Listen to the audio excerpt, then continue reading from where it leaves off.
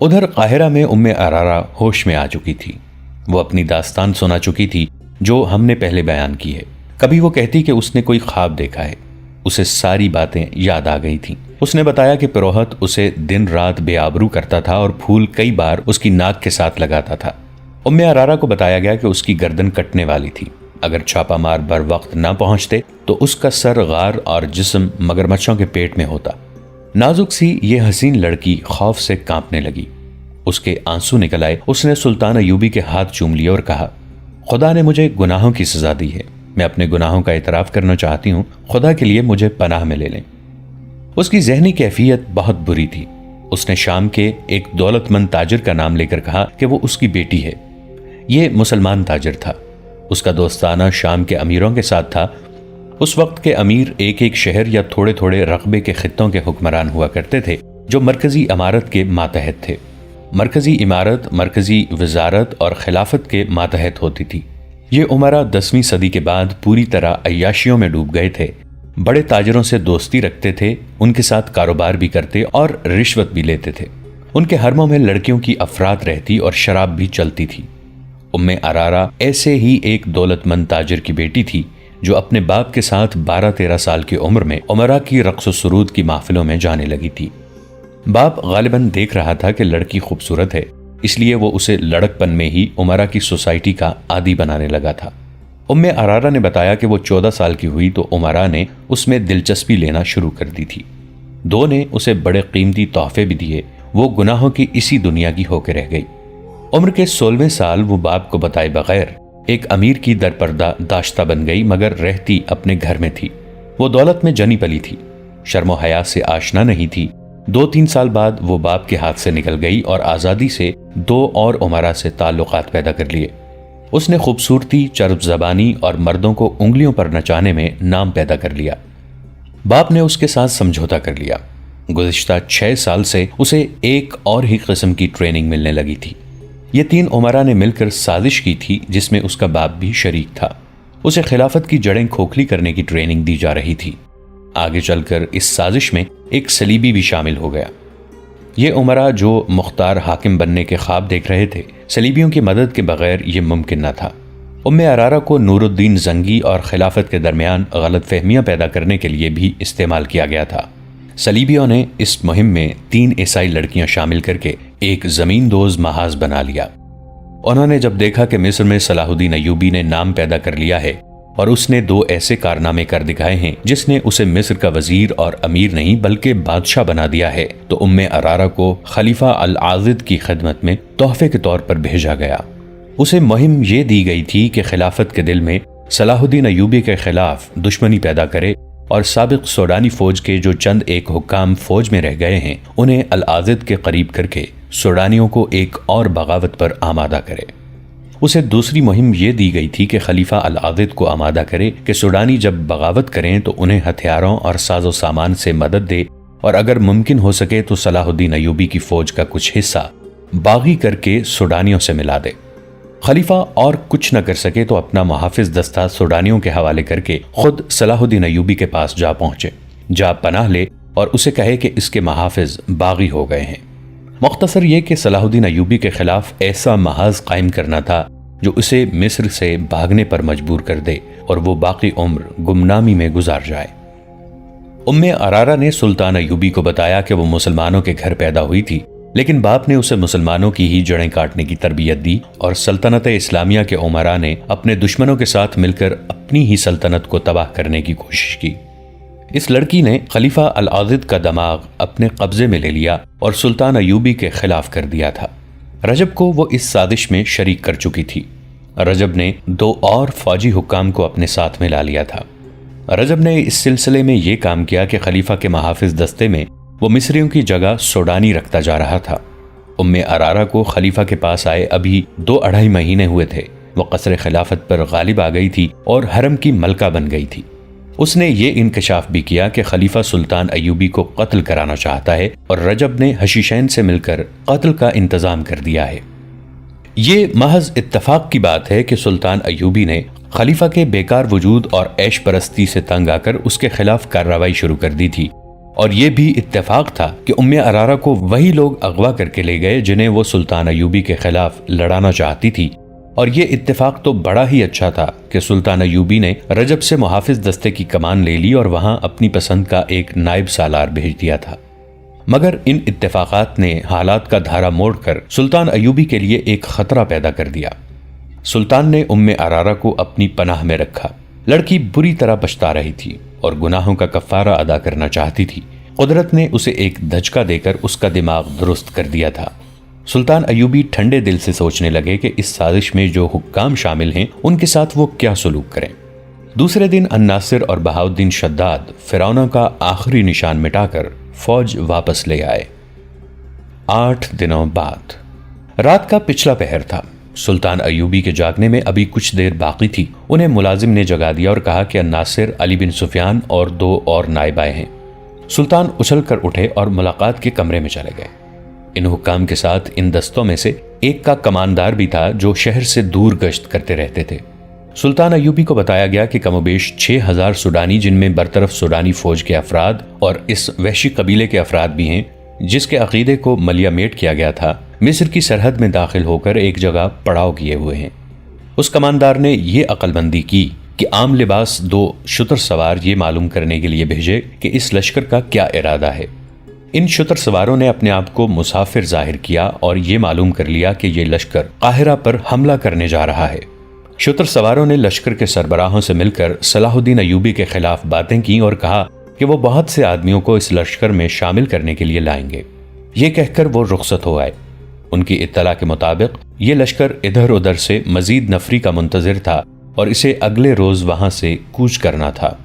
سلطان ایوبی نے پہلا حکم یہ دیا کہ وہ خلیفہ کے محافظ دستے میں صرف 50 سپاہی اور 1 کماندار رہنے دیں، باقی تمام دستے کو چھاؤنی میں بلا لیں۔ اگر خلیفہ احتجاج کرے تو کہہ دینا کہ یہ میرا حکم ہے۔ سلطان نے علی بن سفیان سے کہا کہ اپنے شعبے کے کم از کم 100 آدمی جو سوڈانی زبان اچھی طرح بول سکتے ہیں سوڈانی باغیوں کے بھیس میں اس کماندار کے ساتھ ابھی روانہ کر دو۔ کماندار سے کہا کہ یہ 100 آدمی ان 2 شتر سواروں کے ساتھ سوڈانیوں کے لشکر میں شامل ہوں گے۔ یہ 2 شتر سوار سنتری بتائیں گے کہ وہ وعدے کے مطابق مدد لائے ہیں۔ ان کے لیے ہدایات یہ ہیں کہ وہ لشکر کی پیش قدمی کے متعلق اطلاع دیں گے اور یہ دیکھیں گے کہ رات کے وقت اس لشکر کے جانور اور رسد کہاں ہوتی ہے۔ سلطان ایوبی نے الناصر سے کہا کہ تیز رفتار گھڑ سوار چھاپا ماروں اور چھوٹی منجنیقوں کے دستے تیار رکھو۔ میں نے سوچا تھا کہ سیدھی ٹکر لے کر سوڈانیوں کو شہر سے دور ہی ختم کر دیا جائے۔ الناصر نے کہا نہیں۔ سلطان ایوبی نے کہا یاد رکھو الناصر، اگر دشمن کی تعداد کبھی تم سے تھوڑی بھی ہو تو بھی براہ راست تصادم سے گریز کرو۔ رات کو چھاپا مار استعمال کرو، شب خون مارو، دشمن کو پہلو سے لو، عقب سے لو، ضرب لگاؤ اور بھاگو۔ دشمن کی رسد تباہ کرو، جانور تباہ کرو، دشمن کو پریشان کرو، اس کے دستے بکھیر دو، اسے آگے آنے کی مہلت نہ دو، اسے دائیں بائیں پھیل جانے پر مجبور کر دو۔ اگر سامنے سے ٹکر لینا چاہتا ہو تو یہ نہ بھولو کہ یہ صحرا ہے۔ سب سے پہلے پانی کی جگہ پر قبضہ کرو، سورج اور ہوا کے رخ کو دشمن کے خلاف رکھو، اسے پریشان کر کے اپنے پسند کے میدان میں لاؤ۔ میں تمہیں عملی سبق دوں گا۔ اس لشکر کی یہ خواہش میں پوری نہیں ہونے دوں گا کہ وہ قاہرہ تک پہنچے یا میری فوج اس کے آمنے سامنے جا کر لڑے۔ انہوں نے علی بن سفیان سے کہا تم جن 100 آدمیوں کو لشکر میں شامل ہونے کے لیے بھیجو گے انہیں کہنا کہ وہ سوڈانیوں میں یہ افواہ پھیلا دیں کہ 6-7 دنوں تک صلاح الدین ایوبی فلسطین پر حملہ کرنے جا رہا ہے، اس لیے قاہرہ پر حملہ اس کی غیر حاضری میں کیا جائے گا۔ ایسی بہت سی ہدایات اور احکام دے کر سلطان ایوبی نے انہیں بتایا کہ وہ آج شام سے قاہرہ میں نہیں ہوگا۔ انہوں نے قاہرہ سے بہت دور ایک جگہ بتائی۔ وہ اپنا ہیڈ کوارٹر دشمن کے قریب رکھنا چاہتے تھے تاکہ جنگ اپنی نگرانی میں لڑ سکیں۔ سب نے ملاقات کے کمرے میں ہی صبح کی نماز پڑھی اور سلطان ایوبی کے احکام پر کارروائی شروع ہو گئی۔ سلطان ایوبی تیاری کے لیے اپنے کمرے میں چلے گئے۔ سوڈانیوں کے لشکر میں اضافہ ہوتا جا رہا تھا۔ 2 سال گزرے، ان کی ایک بغاوت بری طرح ناکام ہو چکی تھی۔ دوسری کوشش کی تیاریاں اسی وقت شروع ہو گئی تھیں۔ صلیبیوں نے مدد کا وعدہ کر رکھا تھا اور جاسوسوں کی بہت بڑی تعداد مصر میں داخل کر دی تھی۔ سوڈانیوں کا حملہ ایک نہ ایک روز آنا ہی تھا، لیکن یہ اچانک آ گیا۔ وجہ یہ تھی کہ سلطان ایوبی نے ایک سوڈانی قبیلے کے مذہب پر فوجی حملہ کیا اور اس کے دیوتاؤں کا مسکن تباہ کر دیا تھا۔ یہ معمولی وجہ نہیں تھی۔ مصر میں جو سلطان ایوبی کے مخالفین تھے انہوں نے سلطان کے اس اقدام کو ان کے خلاف استعمال کیا۔ سوڈانی فوج کے برطرف کیے ہوئے باغی کمانداروں کو بھی موقع مل گیا۔ یہ سب فوراً حرکت میں آئے، ان میں مصری مسلمان بھی تھے۔ انہوں نے اس قبیلے کے مذہبی جذبات کو بھڑکایا اور انہیں کہا کہ ان کا مذہب سچا ہے اور اگر وہ سلطان ایوبی کے خلاف اٹھیں گے تو ان کے دیوتا اپنی توہین کا انتقام لینے کے لیے ان کی مدد کریں گے۔ انہوں نے 5-7 دنوں میں لشکر جمع کیا اور قاہرہ پر حملے کے لیے چل پڑے۔ جو ادھر ادھر کے لوگوں کو پتہ چلتا تھا وہ اس لشکر میں شامل ہو جاتے تھے۔ 2 شتر سواروں کے ساتھ جب 100 مسلح آدمی اس لشکر میں شامل ہوئے، یہ لشکر سرحد سے آگے آ گیا تھا اور ایک جگہ پڑاؤ کیے ہوئے تھا۔ سلطان ایوبی رات کے وقت اتنا آگے چلے گئے جہاں انہیں اس لشکر کی نقل و حرکت کی اطلاع جلدی مل سکتی تھی۔ ان 100 آدمیوں نے حملہ آوروں کے سربراہوں کو بتایا کہ صلاح الدین ایوبی چند دنوں تک فلسطین کی طرف کوچ کر رہے ہیں۔ سربراہ بہت خوش ہوئے۔ انہوں نے یہ پڑاؤ 2 دن اور بڑھا دیا۔ اگلی رات سلطان ایوبی کو اس لشکر کی پہلی اطلاعیں ملی۔ اس سے اگلی رات انہوں نے 50 سوار اور 5 منجنیقیں بھیجیں جن کے ساتھ آتش گیر مادے والی ہانڈیاں تھیں۔ انہیں ایک گھوڑا کھینچتا تھا۔ آدھی رات کے وقت جب سوڈانی لشکر سویا ہوا تھا ان کے اناج کے ذخیرے پر ہانڈیاں گرنے لگیں۔ اچانک مان بعد آتشیں تیر آئے اور مہیب شعلے اٹھنے لگے۔ لشکر میں بھگدڑ مچ گئی۔ منجنیقوں کو وہاں سے فوراً پیچھے بھیج دیا گیا۔ 50 سواروں نے 3-4 حصوں میں تقسیم ہو کر گھوڑے سرپٹ دوڑائے اور لشکر کے پہلوؤں کے آدمیوں کو کچلتے اور بچیوں سے زخمی کرتے غائب ہو گئے۔ لشکریوں کو سنبھلنے کا موقع نہ ملا۔ آگ کے شعلوں سے جہاں اناج کا ذخیرہ جل رہا تھا وہاں اونٹ اور گھوڑے بے دگ کر ادھر ادھر بھاگنے لگے۔ سلطان ایوبی کے سوار ایک بار پھر آئے اور تیر برساتے گزر گئے اور اس کے بعد نہیں آئے۔ دوسرے دن اطلاع ملی کہ سوڈانیوں کے کم و بیش 400 آدمی آگ سے، گھوڑوں اور اونٹوں کی بھگدڑ سے اور چھاپا مار سواروں کے حملوں سے مارے گئے ہیں۔ تمام تر اناج جل گیا اور تیروں کا ذخیرہ بھی نظر آتش ہو گیا۔ لشکر نے وہاں سے کوچ کیا اور رات ایسی جگہ پڑاؤ کیا جہاں ادھر ادھر مٹی کے ٹیلے تھے۔ اس جگہ شب خون کا خطرہ نہیں تھا۔ اب رات کو گشتی دستے بھی پڑاؤ سے دور دور گشت کرتے رہے مگر حملہ پھر بھی ہوا۔ اس کا انداز بھی گزشتہ رات جیسا تھا۔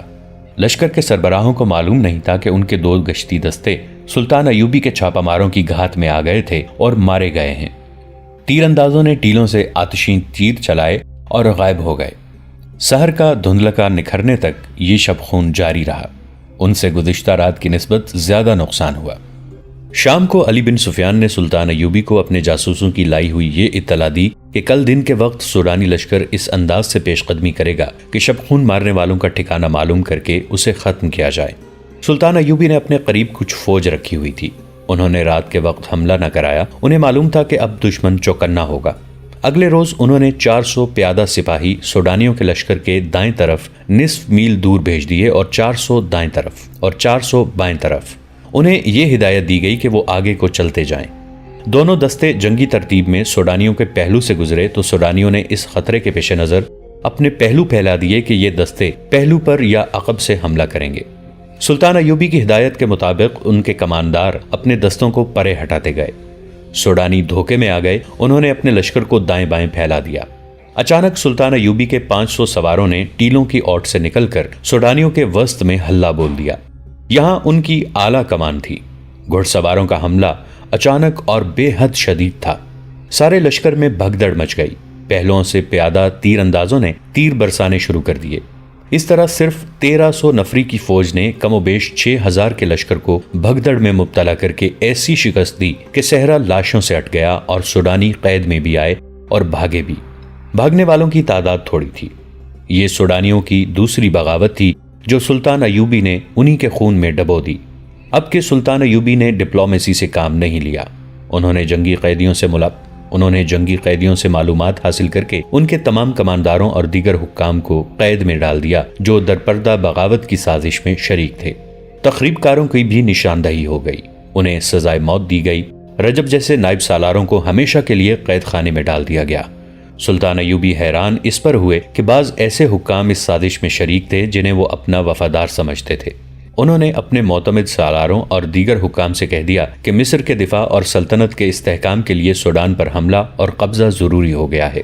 انہوں نے خلیفہ العاضد سے محافظ دستہ واپس لے کر اسے معزول کر دیا اور اعلان کر دیا کہ اب مصر خلافت عباسیہ کے تحت ہے اور یہ بھی کہ خلافت کی گدی بغداد میں ہوگی۔ سلطان ایوبی نے ارارہ کو 8 محافظوں کے ساتھ نور الدین زنگی رحمۃ اللہ علیہ کے حوالے کرنے کے لیے روانہ کر دیا۔ سلطان ایوبی نے کمرے میں ٹہلتے ہوئے آہ بھری اور کہا، قوم متحد ہو سکتی ہے اور ہو بھی جاتی ہے۔